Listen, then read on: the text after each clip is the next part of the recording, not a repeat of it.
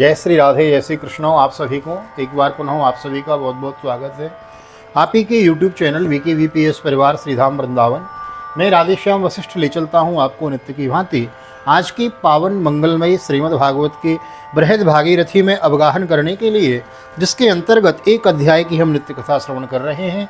बड़भागी हैं हम आप लोग श्रीधाम वृंदावन भागवत निकेतन से। हम आपको श्रीमद् भागवत की बृहद भागीरथी कथा श्रवण करने को मिल रही है। एक एक श्लोक के अक्षरांश का अर्थ हम श्रवण कर रहे हैं। श्रीमद् भागवत के 335 अध्याय, 12 स्कंध, 18,000 श्लोकों की बृहद भागवत अक्षरांश यथारूप हम श्रवण कर रहे हैं। जैसा वेदव्यास जी ने कहा और जैसा गणपति जी ने लिखा है, जैसा गीता प्रेस गोरखपुर ने मुद्रित किया और जिस पुस्तक से हम पढ़े हैं गुरु जी से, वही आपको श्रवण करा रहे हैं, यथारूप लेकर चले हुए हैं। प्रयास यदि अच्छा लग रहा हो तो वीडियो को लाइक कर दिया करें। आइए देर न करते हुए ले चलता हूँ आज की पावन कथा प्रसंग में। सर्वप्रथम करेंगे गोविंद नाम संकीर्तन। कीर्तन भी हम वही करते हैं तो श्रीमद् भागवत का मूल कीर्तन है। मूल भागवत लेके चले हुए हैं ना, तो आइए मेरे साथ गुनगुनाइए। श्री कृष्ण गोविंद हरे मुरारी, हे नाथ नारायण वासुदेव। श्री कृष्ण गोविंद हरे मुरारी, हे नाथ नारायण वासुदेव। हे नाथ नारायण वासुदेव, हे नाथ नारायण वासुदेव। श्री कृष्ण गोविंद हरे मुरारी, हे नाथ नारायण वासुदेव। नारायणं नमस्कृत्यं नरं चैव नरोत्तमं देवीं सरस्वतीं व्यासं ततो जयमुदीरयेत्। कृष्णाय वासुदेवाय हरये परमात्मने प्रणतः क्लेशनाशाय गोविन्दाय नमो नमः। ओम नमो भगवते वासुदेवाय। श्रीमद्भागवत महापुराणं दशमस्कन्धः उत्तरार्धः अथ षष्ठतमोऽध्यायः। श्रीशुक उवाच। नंदव्रजं गते रामे करुषाधिपतिर्नृपो वासुदेवो हिमित्यज्ञो दूतं कृष्णाय प्राहिणोत्। त्वं वासुदेवो भगवान् अवतीर्णो जगत्पति इति प्रस्तोभितो बालेर्मीन आत्मानमुच्युतं। दूतं च प्राहिणोन्मन्दः कृष्णाय व्यक्तवर्त्मने यावक्तवर्त्मने द्वारकायां यथा बालो नृपो बाला कृतो बुधः। श्री सुखदेव जी कहते हैं, परीक्षित, जब भगवान बलराम जी ने नंद बाबा के ब्रज में गए हुए थे, तब पीछे से करुष देश के अज्ञानी राजा पौंड्रक ने भगवान श्री कृष्ण के पास एक दूत भेजकर यह कहलाया कि भगवान वासुदेव मैं हूँ, आप तो डुप्लीकेट हो, ओरिजिनल तो मैं हूँ। यानी कि भगवान के समय में भी लोग नकली भगवान बन के अपना पूजन कराते थे, और यदि कलकाल में कोई अपना को भगवान बताकर अपना पूजन कराता दिखे तो इसमें आश्चर्य नहीं समझना चाहिए। मूर्ख लोग उसे बहकाया करते थे कि आप ही भगवान वासुदेव हैं और जगत की रक्षा के लिए पृथ्वी पर अवतीर्ण हुए हैं। इसका फल यह हुआ कि वह मूर्ख अपने को ही भगवान मान बैठा। जैसे बच्चे आपस में खेलते समय किसी बालक को ही राजा मान लेते हैं और वह राजा की तरह उनके साथ व्यवहार करने लगता है, वैसे ही मंदमती अज्ञानी पौंड्रक ने अचिंत्य गति भगवान श्री कृष्ण की लीला और रहस्य न जानकर द्वारिका में उनके पास दूत भेज दिया। दूतस्यों द्वारिका मेत्यों सभायां स्थितं प्रभुं कृष्णं कमलपत्राक्षं राजसंदेशम् अब्रवीत्। वासुदेवोऽवतीर्णोऽहम् एक एव न चापरो भूतानामनुकम्पार्थं त्वं तु मिथ्याभिधां सत्यजो। यानि त्वस्मन्य चिह्नानि मौढ्याद्बिभर्षशात्वतां त्यक्त्वे हि मां त्वं शरणं नो चेत् देहि ममाहवम्। पौंड्रक का दूत द्वारिका आया और राज्यसभा में बैठे हुए कमलनयन भगवान श्री कृष्ण को उसने अपने राजा का यह संदेश कह सुनाया। एकमात्र मैं ही वासुदेव हूँ, दूसरा कोई नहीं। प्राणियों पर कृपा करने के लिए मैंने ही अवतार ग्रहण किया है। तुमने झूठ मूठ अपना नाम वासुदेव रख लिया है, अब उसे छोड़ दो। यदुवंशी, तुमने मूर्खतावश मेरे चिन्ह धारण कर रखे हैं, उन्हें छोड़कर मेरी शरण में आ जाओ। यदि मेरी बात तुम्हें स्वीकार न हो तो मुझसे युद्ध करो। श्री शुक उवाच। कत्थनं तदुपाकर्ण्यो पौंड्रकस्याल्पमेधसो उग्रसेनादयो सभ्या उच्चकेर्जः सुस्तदो। उवाच दूतं भगवान् परिहास कथा मनो उत्स्रक्ष्ये मूढचिन्नानि स्त्वेमेवं विकथसे। मुखं तदपिधाज्ञो कंकरग्रद्रवटेर्वृतो स यस्य सेहतस्तत्र भविता शरणं सुनाम। श्री सुखदेव जी कहते हैं, परीक्षित मंदमती पौंड्रक की यह बहक सुनकर उग्रसेन आदि सभासद जोर जोर से हंसने लगे। उनके लोगों की हंसी समाप्त होने के बाद भगवान श्री कृष्ण ने दूत से कहा, तुम जाकर अपने राजा से कह देना कि रे मूढ़, मैं अपने चक्र आदि चिन्ह यूँ नहीं छोड़ूंगा, इन्हें मैं तुझ पर छोड़ूंगा, और केवल तुझ पर ही नहीं, तेरे उन सब सार्थ साथियों पर भी जिनकी बहकाने से तू इस प्रकार बहक रहा है। उस समय मूर्ख तू अपना मुंह छिपाकर औंधे मुंह गिरकर चील गीद बटेर आदि मांस भोजी पक्षियों से घिरकर सो जाएगा, और तू मेरा शरणदाता नहीं, उन कुत्तों की शरण होगा जो तेरा मांस चीत चीत कर खा जाएंगे। इति दूतस्तदाक्षेपम स्वामिने सर्वमाहरत कृष्णो वीरतमास्तायो काशी मुपजगामहो पौंड्रकोपी तदुद्योग उपलभ्य महारत अक्षोहिणीभ्यां संयुक्तो निश्चक्राम पुराधृतम तस्य काशीर्पतिर्मित्रं पार्ष्णिग्राह्योन्वयान्नपो अक्षोहिणीभिः स्त्री सभे रपश्यत पौंड्रकम हरिः। परीक्षित, भगवान का यह तिरस्कारपूर्ण संवाद लेकर पौंड्रक का दूत अपने स्वामी के पास गया और उसे कह सुनाया। इधर भगवान श्री कृष्ण ने भी रथ पर सवार होकर काशी पर चढ़ाई कर दी, क्योंकि वह करुष का राजा उन दिनों वहीं अपने मित्र काशी राज के पास ही रहता था। भगवान श्री कृष्ण के आक्रमण का समाचार पाकर महारथी पौंड्रक भी 2 अक्षणी सेना के साथ शीघ्र ही नगर से बाहर निकल आया। युद्ध करने के लिए तैयार होकर आ गया भगवान के सामने। काशी का राजा पौंड्रक का मित्र था, अतः वह भी उसकी सहायता करने के लिए 3 अक्षौहिणी सेना के साथ उसके पीछे पीछे आया। परीक्षित, भगवान श्री कृष्ण ने पौंड्रक को देखा है। शंखारियों से गदा सार्गो श्रीवत्साद्युपलक्षितम विभ्राणम कौस्तुभमणिम वनमाला विभूषितम कौसेयो वाससी पीते वशानम करुणध्वजम अमूल्यमूल्याभरणम स्फुरन्मकर कुंडलम। पौंड्रक ने भी शंख चक्र तलवार गदा शांग धनुष और श्रीवत्स चिन्ह आदि धारण कर रखे थे। बिल्कुल टू कॉपी भगवान जैसा बना लिया था अपने आप को। साप्ताहिक कथाओं में विस्तार से सुनाते हैं ना, कस्तूरी मृग की नाभि से निकाल के उससे घिसके तो शरीर पर लगा लिया तो काला काला हो गया। लकड़ी का गरुड़ बना लिया, उसमें यंत्र फिट करा दिया और महाराज बटन दबाए तो उड़ने लग जाए। बिल्कुल सेम टू सेम भगवान जैसा बन के सामने प्रकट हो गया।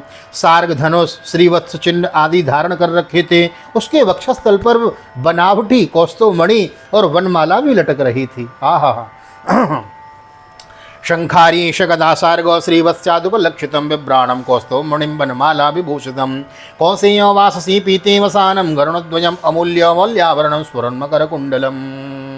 वक्षस्थल पर कौस्तुभमणि और वनमाला भी लटक रही थी। उसने रेशमी पीले वस्त्र पहन रखे थे और रथ की ध्वजा पर गरुड़ का चिन्ह भी लगा रखा था। उसके सिर पर अमूल्य मुकुट था और कानों में मकराकृत कुंडल जगमगा रहे थे।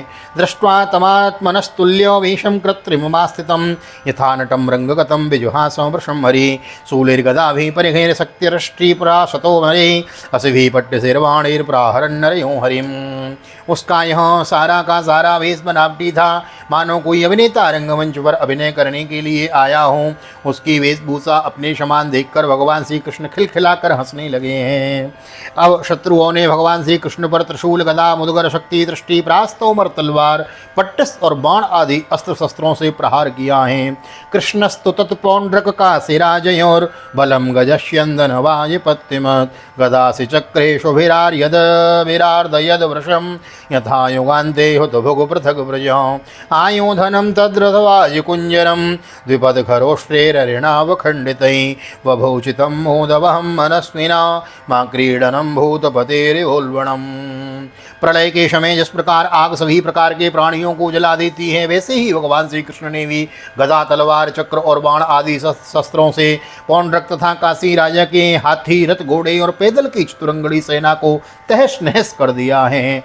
वह रणभूमि भगवान के चक्र से खंड खंड हुए, रथ घोड़े आते मनुष्यों गधे और ऊँटों से पट गई। उस समय ऐसा मालूम हो रहा था कि मानो वह भूतनाथ शंकर की भयंकर क्रीड़ा स्थली हो। उसे देख देख कर सूरवीरों का उत्साह और भी बढ़ रहा था। आयोधनम तद्रतिवादि कुंजरम द्विपद खरोष्णेरवखंडितै बभूचितम मोदवहम मनस्विना मां क्रीडनम भूतपतेरिवोल्बणम्। भूतनाथ भगवान भोलेनाथ का दर्शन हो रहा है, ऐसा लग रहा है। अथाह पौंड्रकम सौरिर्भो भो पौंड्रक यद भवान दूतवाक्येन मामाह तान्यस्त्रान्यत्सृजामि ते त्याज्यस्ते विधानं मे यत्त्वज्ञा यत्त्वयाज्ञो मृषादृतं व्रजामि शरणं तेद्यो यदेनेक्षामि संयुगम् इति छित्त्वा शतिर्बाणैर्विरथीकृत्य पौंड्रकं शिरो वृष्यद्रथांगेन व्रजेणेन्द्रो यथा गिरैः। और भगवान श्री कृष्ण ने पौंड्रक से कहा, रे पौंड्रक, तूने दूत के द्वारा कहलाया था कि मेरे चिन्ह अस्त्र शास्त्रादि छोड़ दूं, सो अब उन्हें तुझ पर छोड़ रहा हूँ। तूने झूठ मूठ मेरा नाम रख लिया है, अतः मूर्ख अब मैं तुझसे उन नामों का भी छुड़ा कर रहूँगा। रही तेरे शरण में आने की बात, सो यदि मैं तुझसे युद्ध न कर सकूँगा तो तेरी शरण ग्रहण करूँगा। भगवान श्री कृष्ण ने इस प्रकार पौंड्रक का तिरस्कार करके अपने तीखे बाणों से उसके रथ को तोड़ फोड़ डाला और चक्र से उसका सिर वैसे ही उतार लिया जैसे इंद्र ने अपने वज्र से पहाड़ की चोटियों को उड़ा दिया था। तथा काशीपते कायश्चिर उत्कृत्य पत्र भी न्यपातयत् काशीपुर्यां पद्मकुसौमिवानिलो एवं मत्सरणं हित्वा पौंड्रकं स सखं हरि द्वारकामाविशत् सिद्धिर्गीयमानो कथामृतं स नित्यं भगवद्ध्यान प्रध्वस्ता किल वन्दनो विभ्राणश्ये हरिराजन् स्वरूपं तन्मयो भवत्। इसी प्रकार भगवान ने अपने बाणों से काशी नरेश का सिर भी धड़ से ऊपर उड़ाकर काशीपुर में गिरा दिया, जैसे वायु कमल का पुष्प गिरा देती है। इस प्रकार अपने साथ डाह रखने वाले पौंड्रक को और उससे सखा काशी नरेश को मारकर भगवान श्री कृष्ण अपनी राजधानी द्वारिका में लौट आए। उस समय सिद्धगण भगवान की अमृतमयी कथा का गान कर रहे थे। परीक्षित, पौंड्रक भगवान के रूप का चाहे वह किसी भाव से सदा चिंतन करता रहता था, इससे उसके सारे बंधन कट गए। वह भगवान का बनावटी वेश धारण किए रहता था, इससे बार बार उसी का स्मरण होने के कारण वह भगवान के स्वरूप को ही प्राप्त हुआ है। सिरों पतित मालुक्यों राजद्वारे शकुंडलम किमिदम कश्यवा वक्त्रमिति संसंसिरे जना संसंसिरे जनो राज्ञो काशीपतिर्ज्ञात्वा महिष्य पुत्र बांधवों पौराश्च हता राजन्नाथ नाथेति प्रारुदन।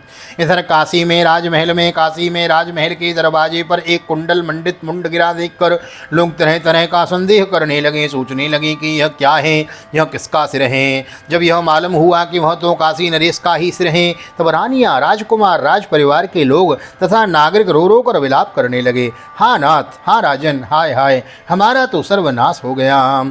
सुदक्षिण रतस्य सुतः कृत्वा संस्था विधिं पितुं निहत्य पितृहंत्रारं यास्यायाम्योपचितिं पितुः इत्यात्मानविषन्धाय सोपाध्यायो महेश्वरं सुदक्षिणोर्चयामास परमेण समाधिनो। काशी नरेश का पुत्र था सुदक्षिण। उसने अपने पिता का अंत्येष्टि संस्कार करके मन ही मन यह निश्चय किया कि अपने पितृघाती को मारकर ही मैं पिता के ऋण से उऋण हो सकूंगा। निदान वह अपने कुल पुरोहित और आचार्यों के साथ अत्यंत एकाग्रता से भगवान शंकर की आराधना करने लगा है। प्रीतो विमुक्ति भगवान तस्मै वरमदात् भवो पितृहंत्र वधूपायं सब्रवे वरमीप्सितं दक्षिणाग्निं परिचरं ब्राह्मणे समृत्विजम् अभिच्चारो विधानेन स चाग्निं ब्रह्मतिर्व्रतो साधयिष्यति संकल्पो ब्रह्मण्ये प्रयोजितो साधयिष्यति संकल्पो ब्रह्मण्ये प्रयोजितो इत्यादिष्टस्तथा चक्रे कृष्णस्याभिचरण व्रति। काशी नगरी में उसकी आराधना से प्रसन्न होकर भगवान शंकर ने वर देने को कहा। सुदक्षिण ने कहा, यह अभिष्ट वर मांगा कि मुझे मेरे पितृघाती के वध का उपाय बतलाइए। भगवान शंकर ने कहा, तुम ब्राह्मणों के साथ मिलकर यज्ञ के देवता ऋत्विक भूत दक्षिणाग्नि की अभिचार विधि से आराधना करो। इससे वह अग्नि प्रमथ गणों के साथ प्रकट होकर यदि ब्राह्मणों के अभक्त पर प्रयोग करोगे तो तुम्हारा संकल्प सिद्ध करेगा। भगवान शंकर की ऐसी आज्ञा प्राप्त करके सुदक्षिण ने अनुष्ठान के उपयुक्त नियम ग्रहण किए और वह भगवान श्री कृष्ण के लिए अभिचार मारण का पुरस्कार करने लगा है। ततोऽग्निरुत्थित कुंडान मूर्तिन् मानाति भीषणो तप्त ताम्रोसिकास्मश्रुरंगारोद गारिलोचनो दृष्टोग्र भ्रुकुटीदंड कठोरास्य सुजीवयो आलिहन सृक्गणीनाग्नो विद्युन्नो वस्त्रशकं ज्वलन् पतिभ्यां ताला प्रमाणाभ्यां कंपयन्नो वनीतलं सोऽभ्यधावद्व्रतो भूतिर्द्वारिकां प्रददन् दिशो। उग्रदाढ़ों और टेढ़ी भ्रकुटियों के कारण उसके मुख से क्रूरता टपक रही थी। वह अपनी जीभ से मुंह के दोनों ओर कोने चाट रहा था। शरीर नंग धड़ंग था, हाथों में त्रिशूल लिए हुए था जिसे वह बार बार घुमाता जाता था। उससे अग्नि की लपटें निकल रही थीं। ताड़ के पेड़ के समान बड़ी बड़ी टांगें थीं। वह अपने वेग से धरती को कपाता हुआ और ज्वालाओं से दसों दिशाओं को दग्ध करता हुआ द्वारिका की ओर दौड़ा और बात की बात में द्वारिका के पास आ पहुंचा। उसके साथ बहुत से भूत भी थे। नामाभिचार दहनो मायांतम द्वारकों कशो विलोक्य तत्र सूसरवे वनदाहि मृगायतो अक्षय सभायां क्रीडन्तं भगवन्तं भयातुनो त्राहि त्राहि त्रिलोकेशो वग्नि प्रदह तत्पुरं श्रुत्वा तज्जनवैकल्यं दृष्ट्वा स्वानां च साध्वसं शरण्यं सम्प्रहास्याह मां वेष्टे त्वद्पितास्म्यहम्। वे लोग भयभीत होकर भगवान उस अभिचार की आग में बिल्कुल पास आ पहुंची हुई देख द्वारिकावासी वैसे ही डर गए जैसे जंगल में आग लगने पर हरिण डर जाते हैं। वे लोग भयभीत होकर भगवान के पास दौड़े हुए आए। भगवान उस समय सभा में चौसर खेल रहे थे। उन लोगों ने भगवान से प्रार्थना की, तीनों लोकों के एकमात्र स्वामी द्वारिका का नगरी इस आग से भस्म होना चाहती है, आप हमारी रक्षा कीजिए। आपके सिवा इसकी रक्षा और कोई नहीं कर सकता। शरणागत वत्सल भगवान ने देखा कि हमारे स्वजन भयभीत हो गए हैं और पुकार कर वे विलकता भरे स्वर से हमारी प्रार्थना कर रहे हैं। तब उन्होंने हंसकर कहा, डरो मत, मैं तुम लोगों की रक्षा करूँगा। सर्वस्यांतर्बहिः साक्षी कृत्वा माहेश्वरीं विभुं विज्ञाय तद्विघातार्थं पार्श्वस्थं चक्रमादिशत्। परीक्षित, भगवान सबके बाहर भीतर की जानने वाले हैं। वे जान गए कि यह काशी से चली हुई माहेश्वरी कृत्या है। उन्होंने उसके प्रतिकार के लिए अपने पास ही विराजमान चक्र सुदर्शन को आज्ञा दी है। तत्सूर्यकोटि प्रतिमं सुदर्शनं जाज्वल्यमानं प्रलयानलप्रभं स्वतेजसाखं ककुभूतरोधसी चक्रं मुकुन्दास्त्रमथाग्निमार्दयत्। कृत्यानलं प्रतिहत सरथाङ्गपाणिरस्रौजसा सन्नृपभग्नमुखो निवृत्तो वाराणसीं परिशमेत्य सुदीक्षिणं चं सर्त्वज्जनं समदहत स्वकृतो विचारो। भगवान मुकुंद का प्यारा अस्त्र सुदर्शन चक्र कोटि कोटि सूर्यों के समान तेजस्वी और प्रलयकालीन अग्नि के समान ज्वाज्वल्यमान है। उसके तेज से आकाश दिशाएं और अंतरिक्ष चमक उठे और अब उसने उसे अवचार अग्नि को कुचल डाला और भगवान श्री कृष्ण के अस्त्र सुदर्शन चक्र की शक्ति से कृत्यारूप आग का मुंह टूट फूट गया। उसका तेज नष्ट हो गया, शक्ति कुंठित हो गई और वह वहाँ से लौटकर काशी आ गई तथा उसने ऋत्विज आचार्यों के साथ सुदीक्षण को जलाकर भस्म कर दिया। इस प्रकार उसका अविचार उसी के विनाश का कारण हुआ है। चक्रम च विष्णोस्तदन प्रविष्टम वाराणसीं साण्डवसवालयापणां सगोपुराट्टालकोष्ठ संकुलां सकोरहस्त्य स्वरथान्नशालाम्। कृत्या के पीछे पीछे सुदर्शन चक्र भी काशी पहुंचा। काशी बड़ी विशाल नगरी थी। वह बड़ी बड़ी अटारियों, सभा भवन, बाजार, नगर द्वार, द्वारों के शिखर, चार दीवारियों, खजाने, हाथी, घोड़े, रथ और अन्नों की गोदामों से सुसज्जित थी। भगवान श्री कृष्ण के सुदर्शन चक्र ने सारी काशी को जलाकर भस्म कर दिया और फिर वह परमानंदमयी लीला करने वाले भगवान श्री कृष्ण के पास लौट आया। दग्ध्वा वाराणसीं सर्वा विष्णुश्चक्रं सुदर्शनं भूय पार्श्वमुपातिष्ठत् कृष्णस्या क्लिष्टकर्मणो य एतच्छ्रावयन् मृत्यो उत्तम श्लोक विक्रमं समाहितो वा शृणुयातो सर्वपापैः प्रमुच्यते। जो मनुष्य पुण्य कीर्ति भगवान श्री कृष्ण के इस चरित्र को एकाग्रता के साथ सुनता या सुनाता है, उसके वह सारे पापों से छूट जाता है। तो महाराज, हमने तो ये बड़े भाव से कथा सुनी और सुनाई। हाँ, तो कथा का यही तो महत्व है। कथा श्रवण करते समय ऐसा लगता है कि लीला हमारी नेत्रों के आगे चल रही है। यही तो विलक्षणता है। इसीलिए भागवत को पुराण कहा गया है। पुराना होते हुए भी नित्य नया जो अनुभूति कराए वही तो पुराण है। और भागवत भगवान है, साक्षात भगवान का साक्षात्कार करा देता है। और जितने अन्यान्य पुराण हैं ना, वह तो भगवान को बताते हैं, लेकिन भागवत पुराण ऐसा है कि वह भगवान से आपको मिला देता है। भगवान की कृष्ण प्राप्ति करम सस्वत साधनम तद्वदाधुना। भगवान कृष्ण की सस्वत प्राप्ति कराने वाला भागवत पुराण है। तो महाराज, हमारी आपकी तो सारे पाप तो कट गए इस कथा को सुन के। तो अधिक से अधिक शेयर जरूर करना, ताकि जो आपके चाहने वाले लोग हैं ना, उनके भी पाप इस कथा को श्रवण करके कट जाएं। क्योंकि साप्ताहिक कथाओं में यह कथाएं छूट जाती हैं। मन का भाव था विस्तार करने का, विस्तार हो रहा है। बड़ा आनंद का समय है। ठाकुर जी कृपा करें आप सभी पर कि आप सभी जिस भाव में हम कथा श्रवण करा रहे हैं, आप भी उसी भाव से श्रवण करें। आइए जय जयकार करते हैं, इस अध्याय की इति करते हैं। स्वस्ति श्रीमद्भागवते महापुराणे पारमहंस्यां संहितायां दशम स्कंदे उत्तरार्धे पौंड्रक आदिवधो नाम षट्षष्टितमोत्सव। श्रीबालकृष्ण चरणार्पणमस्तु। राधा कृष्ण युगल चरणार्पणमस्तु। कृष्णाय वासुदेवाय हरे परमात्मने प्रणतक्लेशनाशाय गोविंदाय नमो नमः। हरे कृष्ण कृष्ण कृष्ण हरे हरे, हरे रामो राम राम हरे हरे। राधे कृष्ण कृष्ण कृष्ण राधे राधे, राधे श्याम श्याम श्याम राधे राधे। बोल राधा गोविंद भगवान की जय। श्री निम्बार्क भगवान की जय। श्रीमद्भागवत महापुराण की जय। श्री वेदव्यास जी महाराज की जय। श्री सुखदेव जी महाराज की जय।